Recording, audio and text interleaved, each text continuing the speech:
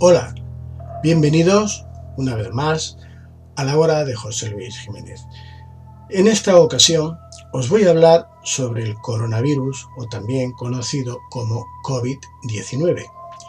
Debido a la pandemia que actualmente estamos sufriendo en la casi totalidad del planeta, a consecuencia de la enfermedad provocada por el coronavirus COVID-19 y las diferentes informaciones que aparecen en los medios y sobre todo en las redes sociales, he querido hacer este vídeo para informar lo más aséptica y objetivamente posible sobre lo que está sucediendo al respecto, pues considero que las desinformaciones y los bulos no ayudan a poder superar la crisis sanitaria ni a conocer las reales consecuencias de lo que está sucediendo. Para ello, empezaremos por describir lo que son los coronavirus, así como las formas de contagio, las diferentes sintomatologías o de qué manera nos podemos proteger del contagio, y siempre de acuerdo a las recomendaciones de la OMS, es decir, de la Organización Mundial de la Salud. Así pues, empezaremos por describir qué es un coronavirus. Bien, los coronavirus son una extensa familia de virus conocidos desde la década de los años 1960 que pueden causar enfermedades tanto en animales como en humanos. En los humanos se sabe que varios coronavirus causan infecciones respiratorias que pueden ir desde el resfriado común hasta enfermedades más graves, como por ejemplo el síndrome respiratorio de Oriente Medio, llamado MERS por sus siglas en inglés, o el síndrome respiratorio agudo severo, llamado SARS, y ahora el más recientemente descubierto el pasado mes de diciembre de 2019 en la ciudad china de Wuhan, y al que se le ha puesto el nombre de coronavirus COVID-19. Pero antes de entrar a profundizar sobre el posible origen del coronavirus, veamos cuáles son los síntomas del COVID-19. Los síntomas más comunes del COVID-19 son fiebre, cansancio y tos seca. Sin embargo, algunos pacientes pueden presentar síntomas añadidos, como son dolores, congestión nasal, rinorrea, dolor de garganta o incluso diarrea. Estos síntomas suelen ser leves y aparecen de forma gradual. Algunas personas se infectan pero no llegan a desarrollar ningún síntoma y por lo tanto no se encuentran mal.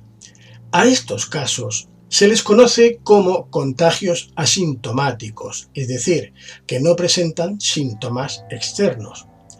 La mayoría de las personas, alrededor del 80%, se recupera de la enfermedad sin necesidad de realizar ningún tratamiento especial.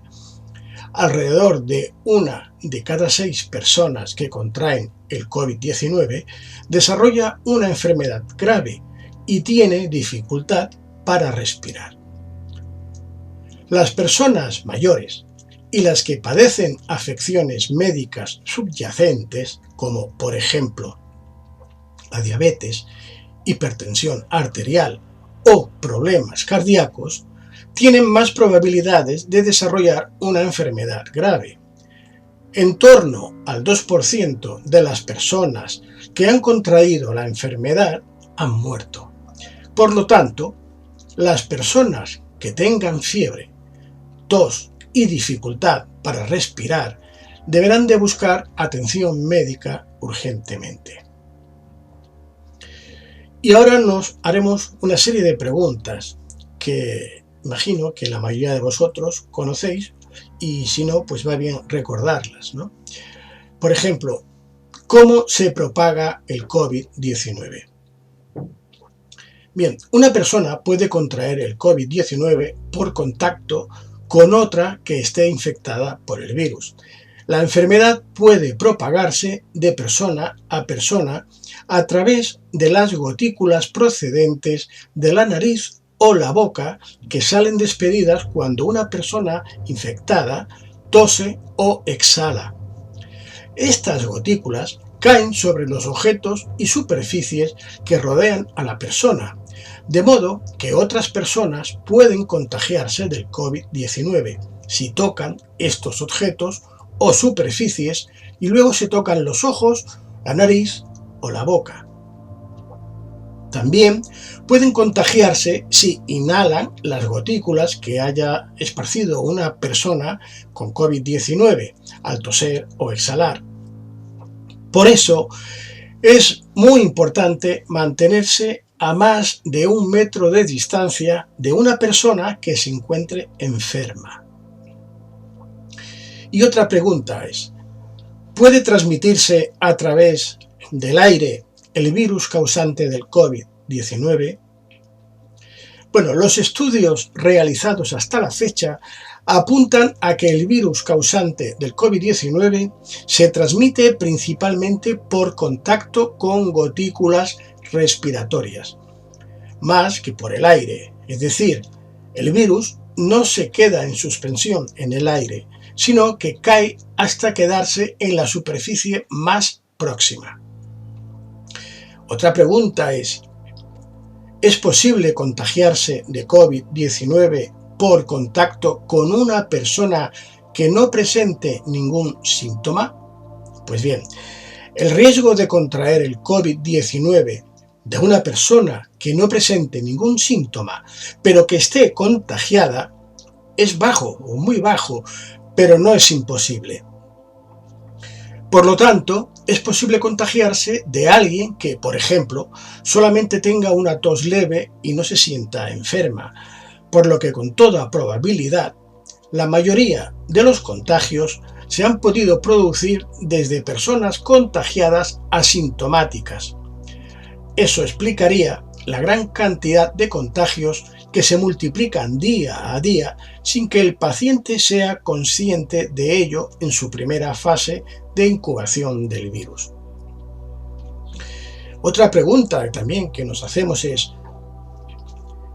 posible contagiarse de COVID-19 por contacto con las heces de una persona que padezca la enfermedad? Bien, el riesgo de contraer el COVID-19 por contacto con las heces de una persona infectada parece ser bajo, aunque las investigaciones iniciales apuntan a que el virus puede estar presente en algunos casos en las heces. La propagación por esta vía no es uno de los rasgos característicos de la enfermedad, pero se debe tomar las máximas precauciones al acudir al baño, pues existe riesgo de contagio, por lo que habrá que lavarse las manos con frecuencia después de ir al baño y, sobre todo, antes de comer. Y otra pregunta, ¿qué podemos hacer para protegernos y prevenir la propagación de la enfermedad? Bien, hay varias precauciones que se pueden adoptar para reducir la probabilidad de contraer o de contagiar el COVID-19. En primer lugar, lavarse las manos a fondo y con frecuencia, usando un desinfectante a base de alcohol o con agua y jabón, ya que de esta manera se mata al virus.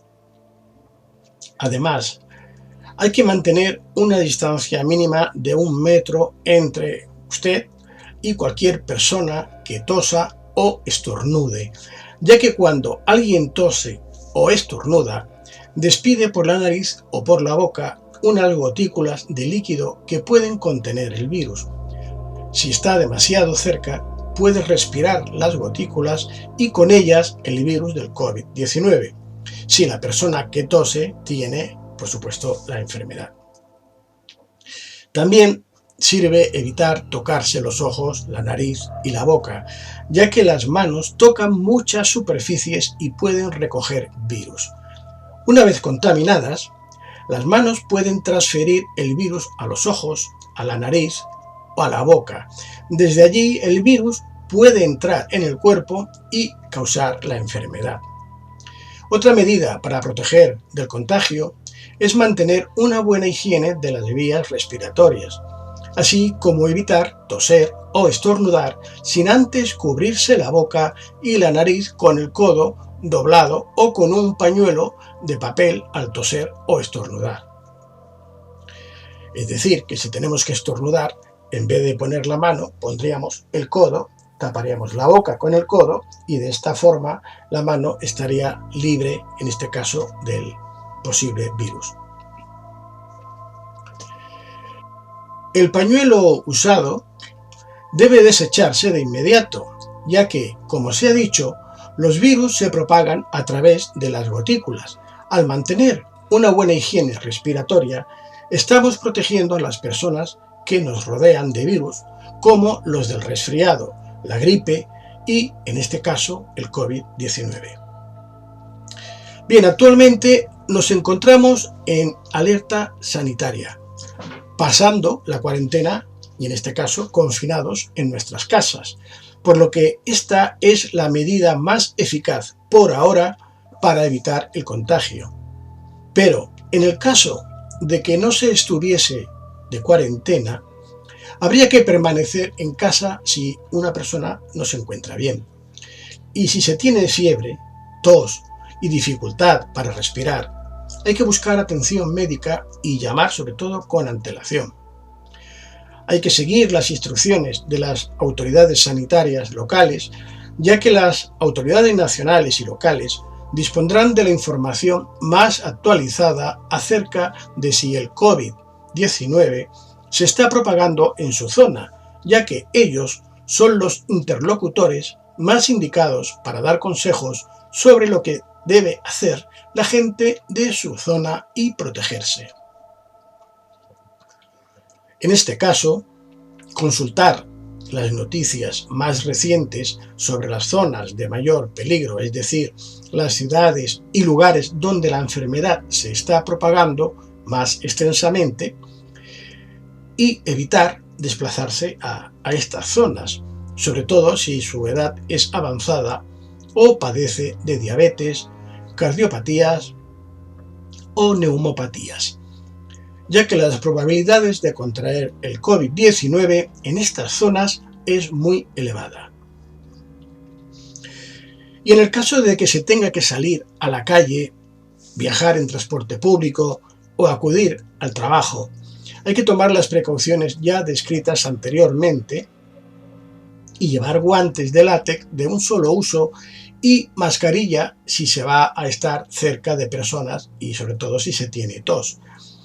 Estas son las principales medidas que aconseja la OMS, la Organización Mundial de la Salud, y no creo necesario extenderme más al respecto, por lo que ahora abordaremos cuál es el supuesto origen real del coronavirus COVID-19, así como las consecuencias políticas, sociológicas y financieras que está provocando actualmente y a dónde nos puede llevar. El origen de la pandemia del coronavirus COVID-19 parece ser que se produjo a finales de diciembre del 2019, cuando se notificaron los primeros casos de un nuevo coronavirus en la ciudad de Wuhan, capital de la provincia de Hubei, en China central. A pesar de que se desconoce el origen real de este virus, en un principio se pensó que procedía del mercado de marisco y animales vivos de la ciudad de Wuhan, sobre todo de los murciélagos, ya que este animal puede actuar como reservorio o alojamiento del virus. Sin embargo, científicos de diferentes universidades ponen en duda que el murciélago sea el causante directo de la enfermedad del COVID-19. Uno de dichos científicos es el profesor de epidemiología de la vida silvestre en la Sociedad Zoológica de Londres, el Dr. Andrew Cunningham, quien en un amplio reportaje publicado en el diario de Huila, donde se titularía "Los murciélagos, no son los culpables del COVID-19, tal como podemos ver en la imagen, dice lo siguiente: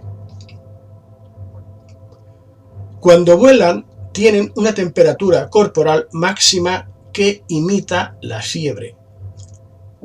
Ocurre al menos 2 veces al día con los murciélagos, cuando vuelan para alimentarse y luego cuando vuelven a descansar.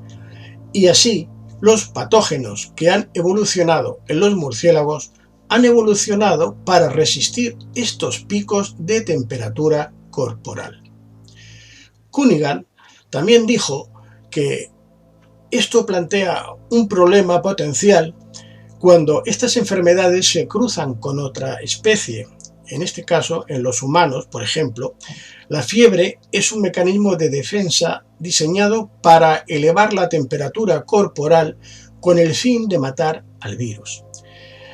Advirtió que un virus que ha evolucionado en un murciélago probablemente no se verá afectado por una temperatura corporal más alta.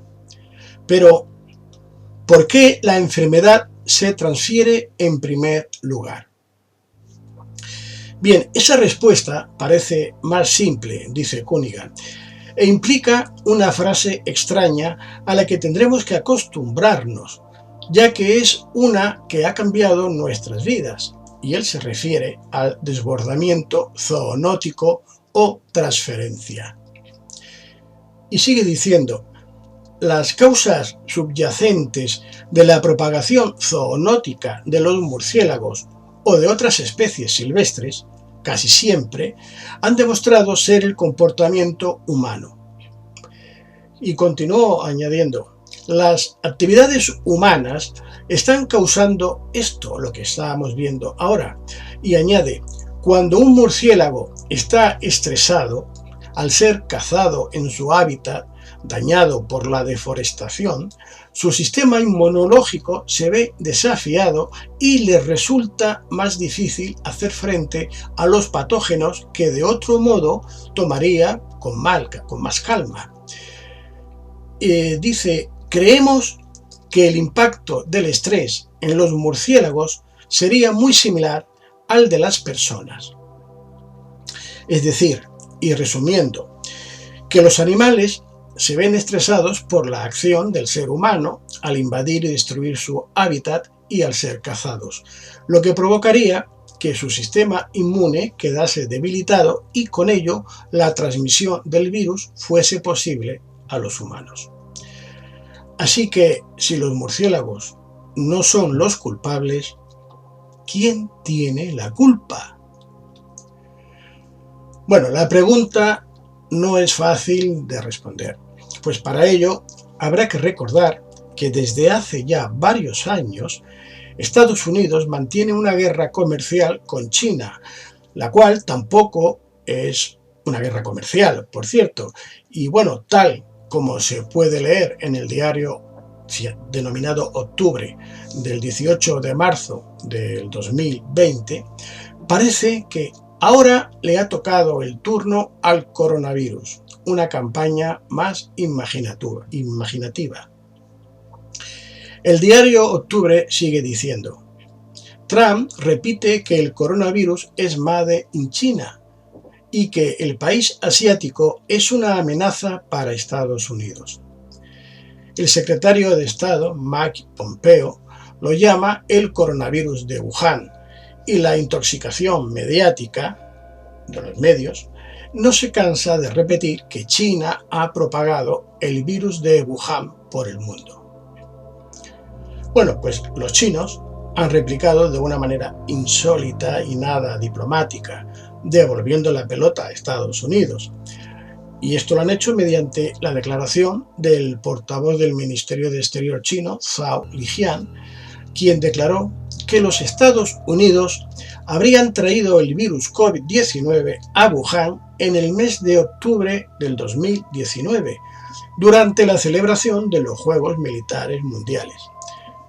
Pero lo realmente interesante es que aliados de Estados Unidos en el Extremo Oriente, como Japón, le dan la razón a China. En febrero, la cadena japonesa Asahi News afirmó que, en efecto, el coronavirus se originó en Estados Unidos y no en China, y que algunos de los 14.000 muertos en Estados Unidos atribuidos a la gripe estacional fueron causados por el coronavirus.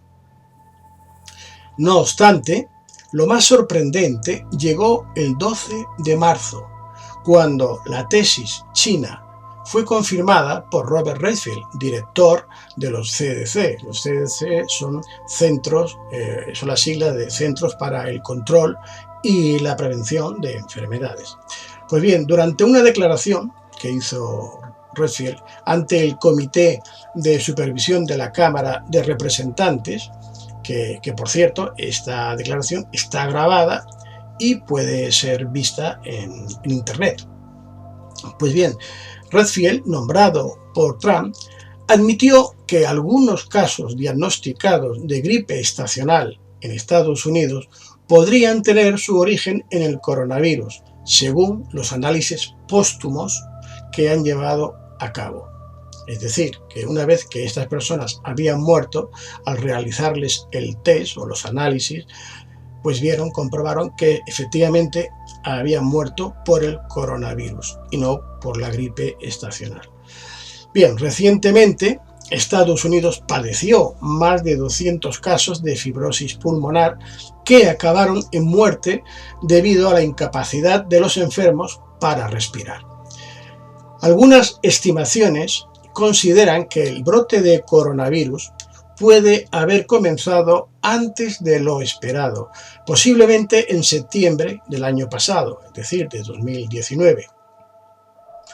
La declaración del director de los CDC, es decir, de los Centros para el Control y la Prevención de Enfermedades, ha redundado, en este caso, en apoyo de la tesis china que sitúa el foco infeccioso en Estados Unidos, pero aquí dice el articulista que a ningún periodista del mundo se le ocurrirá jamás hablar de un virus gringo.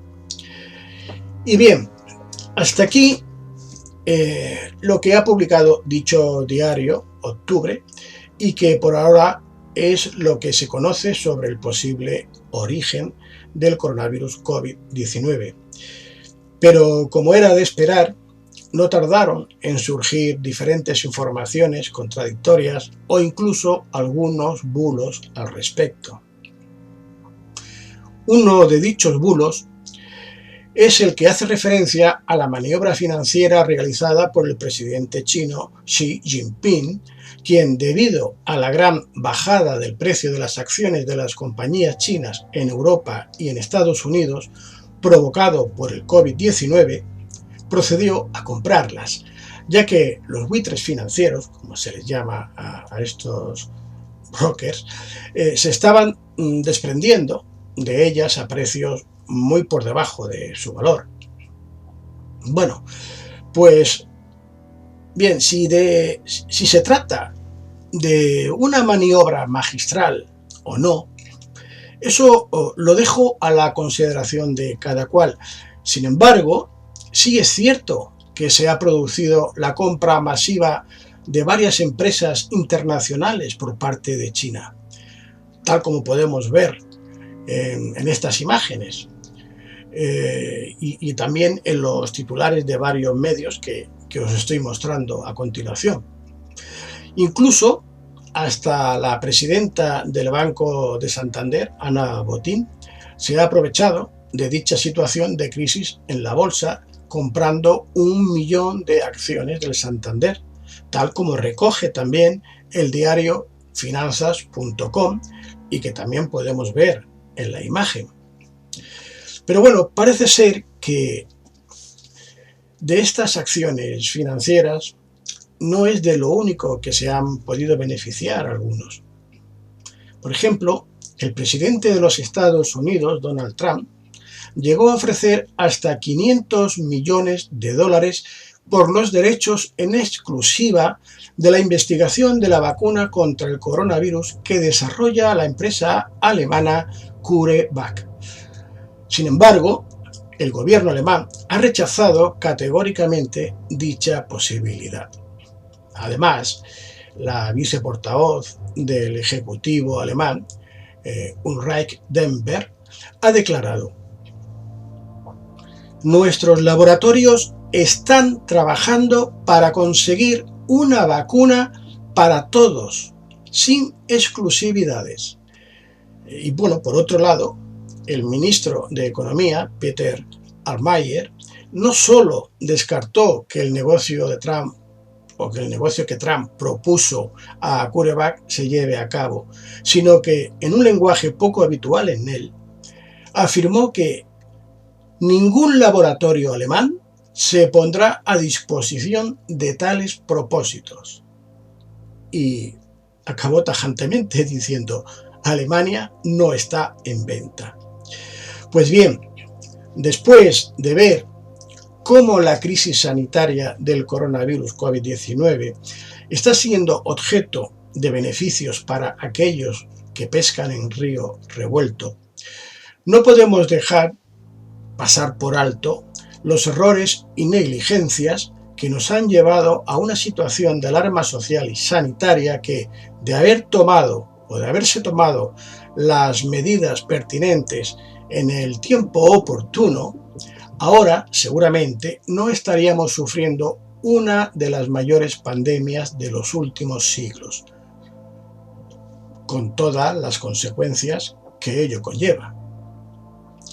Y aunque ahora lo más importante es estar todos unidos y evitar a toda costa el contagio del coronavirus COVID-19, no por ello hay que olvidar las negligencias y los errores cometidos por varios gobiernos, sobre todo los que a nosotros los españoles nos afecta. Porque pasada esta crisis sanitaria, que pasará, habrá que pedir responsabilidades a quienes corresponda, y ello en base a lo siguiente que ahora voy a enumerar. El coronavirus COVID-19 se detecta en Wuhan, China, en el mes de diciembre de 2019 y se hace pública la epidemia por parte del gobierno chino el 31 de diciembre de ese año. El 31 de enero, un mes después de 2020, el director general de la OMS, de la Organización Mundial de la Salud, el doctor Tedros Adhanom, declara la alerta pública internacional por la epidemia del coronavirus COVID-19. Pero varios países siguen sin tomar medidas para evitar aglomeraciones públicas, como sucedió en Europa, ya que dichas medidas se toman y se coordinan a través del Comité de Seguridad Sanitaria de la Comisión Europea. Pues bien, los primeros casos de coronavirus COVID-19 aparecen en Italia el 31 de enero de 2020, como decía, un mes después, coincidiendo con la alerta. Al dar positivo, en este caso, al dar positivo 2 turistas chinos que se encontraban en Roma. A fecha de 2 de marzo, 2 días después del 2020, los contagiados eran más de 2.000 y los muertos por COVID-19 eran 52. He dicho 2 días, perdón, 2 meses, quiero decir. El 8 de marzo de este año 2020, el primer ministro Giuseppe Conte extendió la cuarentena a toda Lombardía y a otras 14 provincias del norte, poniendo a más de una cuarta parte de la población nacional, aproximadamente unos 14 millones de personas, bajo bloqueo, medida que al día siguiente fue extendida a la totalidad del país. El 11 de marzo de 2020, Conte prohibió casi todas las actividades comerciales, excepto supermercados y farmacias.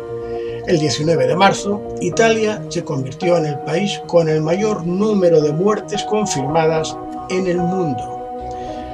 Hasta el 24 de marzo de 2020 ha habido un total de 69.176 casos confirmados, 6.820 muertos y 8.326 recuperaciones, y quedan unos 54.030 casos activos.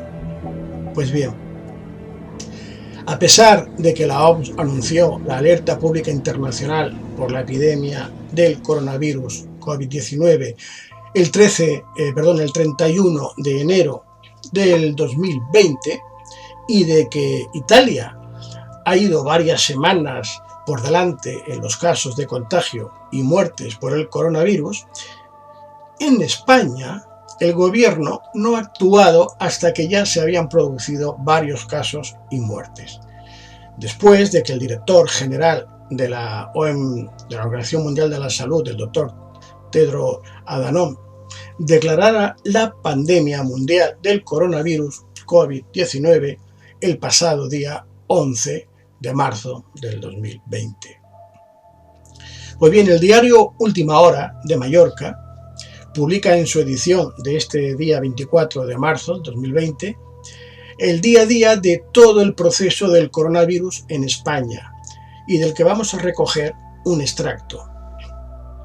Y dice así: el 29 de febrero se cuentan medio centenar de casos en 10 comunidades de España, ¿se entiende? Y Sanidad descarta aconsejar la anulación de eventos masivos o restringir la libertad de movimientos, mientras que en Italia hay más de 1.000 positivos y 29 muertos. Arranca marzo con 73 casos en España, concentrados en su mayoría en la Comunidad Valenciana, Madrid, Andalucía y Cataluña. El 3 de marzo trasciende en España la primera muerte por coronavirus, fechada el 13 de febrero en Valencia. 151 contagiados, un tercio de ellos en Madrid, mientras que en Italia hay 2.263 contagios. El 4 de marzo, la segunda víctima mortal se produce en el País Vasco y ya hay 200 contagiados. En Italia, con 3.000 positivos y 107 muertos, se cierran los centros educativos de todo el país. El 5 de marzo llega la tercera muerte y aumentan en 60 los positivos en España. Pues bien, en Italia ya cuentan con 3.200 casos y 148 fallecidos, por lo que el gobierno aprueba una partida de 7.500 millones de euros para paliar. El día 6 de marzo, con 374 casos y 4 muertos. Pues bien, Madrid ya cierra centros de mayores sin asistencia sociosanitaria y prohíbe las prácticas en centros sanitarios. En Italia se sigue disparando los casos, con 3.916 casos y 197 muertes. El 7 de marzo, con 430 contagiados y 10 fallecidos, se pone en cuarentena un barrio del municipio riojano de Haro por 60 casos o 60 positivos. En Italia se sigue con la escalada exponencial y ya son 5.061 casos y 233 muertos. Y bueno, y llega el 8 de marzo. El 8 de marzo en España ya habían 600 positivos, casos positivos, y 17 fallecidos. Pues bien, a pesar de todos estos datos que el gobierno conoce perfectamente, pues autoriza las manifestaciones del 8M en todo el país. Bueno, a diferencia de Italia, donde el feminismo se reivindica, pero solo en los medios de comunicación y en redes sociales. Incluso en España se pueden ver a ministras y ministros del gobierno asistiendo a las manifestaciones del 8M llevando guantes de látex de color fucsia, como se puede ver en las fotografías que se muestran. Lo que nos demuestra que conocían perfectamente el riesgo de contagio en las manifestaciones, pero aún así se aprueban y se permiten. En España el contagio es masivo y debido a que no existen test suficientes para la población, se desconoce el alcance total y real de contagios por el coronavirus. Por eso, el 9 de marzo, se disparan los positivos, doblándose, y los muertos ascienden ya a 28. Se hace con una especie de contención reforzada en la Comunidad de Madrid y en las localidades de Vitoria y La Bastida, que son zonas de transmisión comunitaria alta y donde se suspenden las clases y se recomienda el teletrabajo. Pero a nivel nacional se aconseja simplemente el cuidado domiciliario de los mayores y que las personas con enfermedades crónicas o con multipatologías limiten las salidas a la calle.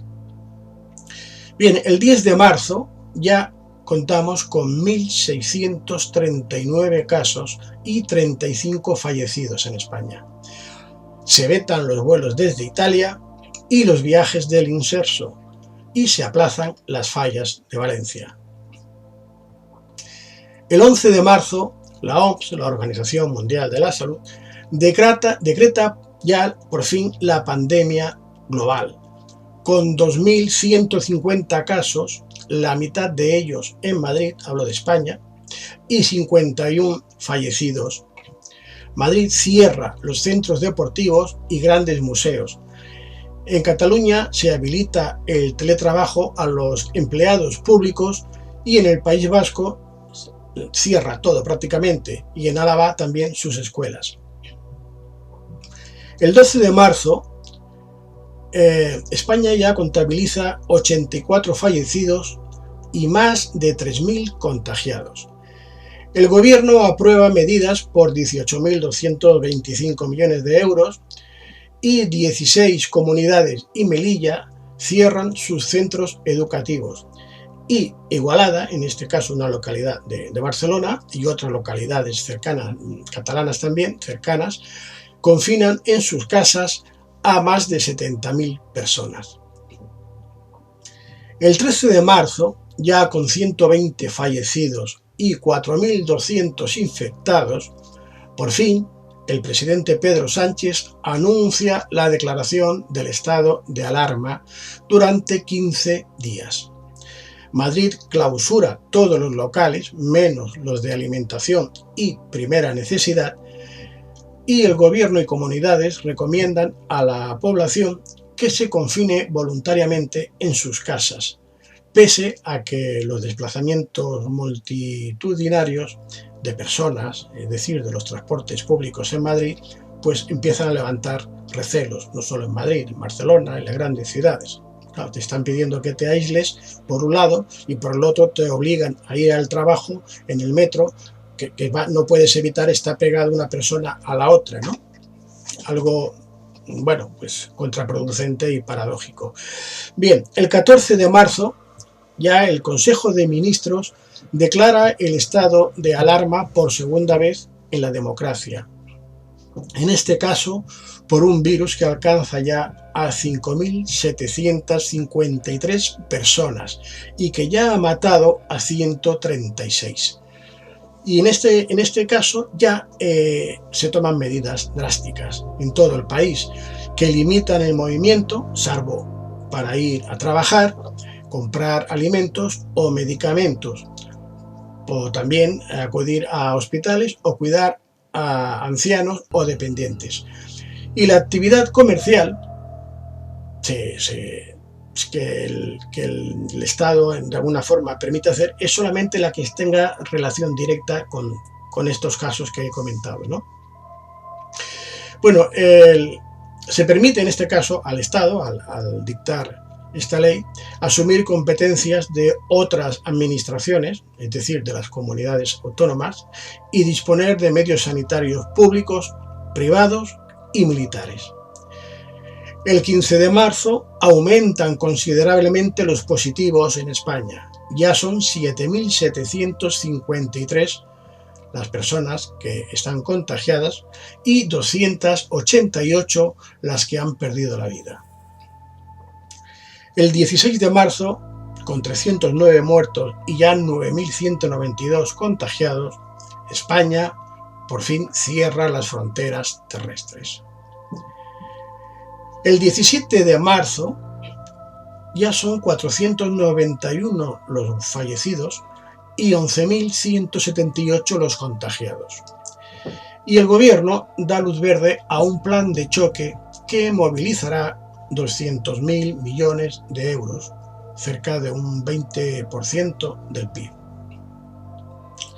El 18 de marzo, la pandemia deja en nuestro país 13.716 infectados y 598 fallecidos.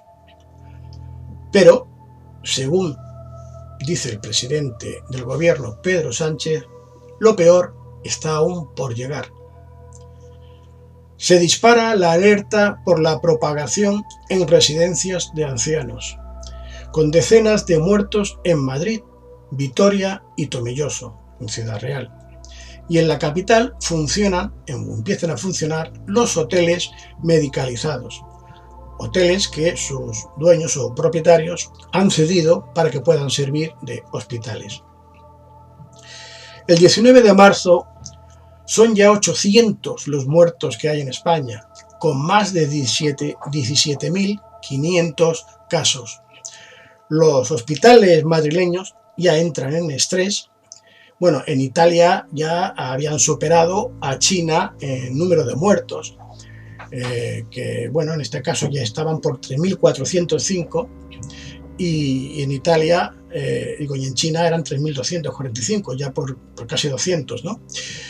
Bueno, los casos positivos, hablamos de Italia, ya ascienden a 33.190 y, como hemos dicho, los muertos 3.405. Bueno, hay una imagen que la habremos visto seguramente en todos los medios, sobre todo en la televisión, y es donde se pueden ver a 60 ataúdes transportados por los camiones del ejército que han dado la vuelta al mundo, como vemos en algunas de estas fotografías. Bien, el 20 de marzo España registra ya 20.000 contagiados y 1.002 muertos. Ya superamos la cifra de los 1.000 muertos. La sobrecarga y la presión en las UCI, en las unidades de urgencias de los hospitales, de determinados hospitales, ¿no?, ya está obligando a que incluso se sea un tanto más restrictivo a la hora de admitir pacientes. Y esto no es que lo diga yo, es que esto lo dice Sanidad. Es decir, que ya no hay sitio, no hay camas, no hay medios para asistir a todos los contagiados que se presentan en urgencias, por lo que tienen que decidir a quién atienden primero. Y aquí se empieza a producir ya la primera selección. Hemos visto incluso por internet algunas personas que se han quejado amargamente como pues a su esposo, una señora recuerdo, que tenía 60 y tantos años o 70, pues lo dejaron para después porque primero había otra persona más joven. Y ese es el criterio que están tomando y que se va a tomar. Bien, el 21 de marzo las cifras en España ya son dramáticas. Hemos llegado a 1.326 fallecidos y 24.926 infectados. El gobierno requiere 8 millones de mascarillas, o dice que ha solicitado esta cantidad de mascarillas, y 4 robots para realizar cada día 4 veces más pruebas de las que se venían haciendo. Realmente de pruebas poquísimas. Se han hecho simplemente, pues como hemos visto por la televisión, al que ya realmente eran signos casi inequívocos y sobre todo políticos y bueno, ya personajes de altas esferas, ¿no? Pero para el pueblo no hay, para la población sencilla no hay suficientes test.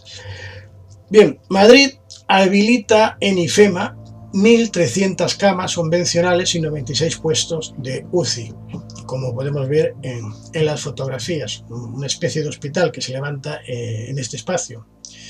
En Cataluña, en este caso, se adaptan varios hoteles para que hagan las funciones de hospital como se había visto antes en Madrid. Y pasamos ya al 22 de marzo.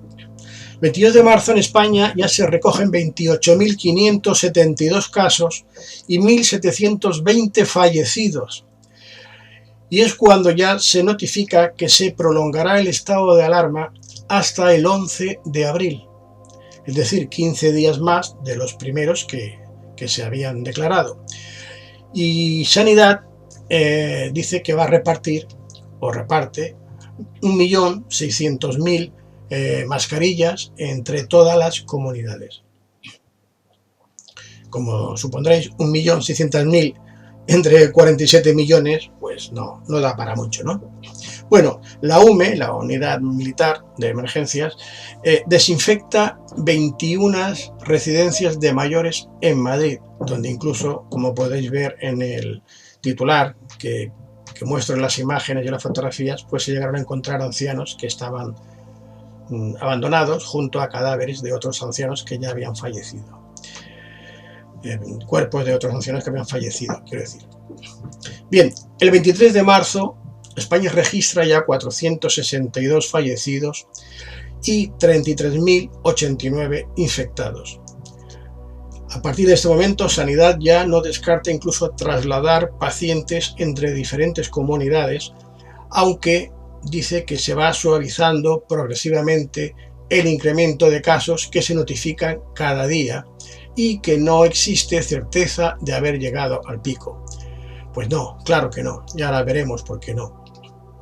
Del 23 pasamos al día siguiente, 24 de marzo, y España supera a China en números de fallecidos. Efectivamente, a fecha de acabar este reportaje, artículo, documental, como queráis llamar, que os estoy ofreciendo, que es el 24 de marzo, España ya ha superado a China en números de fallecidos, con 3.434 casos de muertos, o sea, 738 más que el día anterior, ¿no? Por lo que vemos que el aumento sí que no es tan suave como decían, sino que es mayor. Y hay un total de personas contaminadas de 47.610 casos. Bien, los casos que se incrementan diariamente en la UCI, en las unidades de urgencias, se incrementa en un porcentaje de más de un 16% diariamente. Aunque dicen que es la menor tasa de los últimos días, pero bueno, las cifras parece ser que no están muy de acuerdo y desmienten todo esto, ¿no?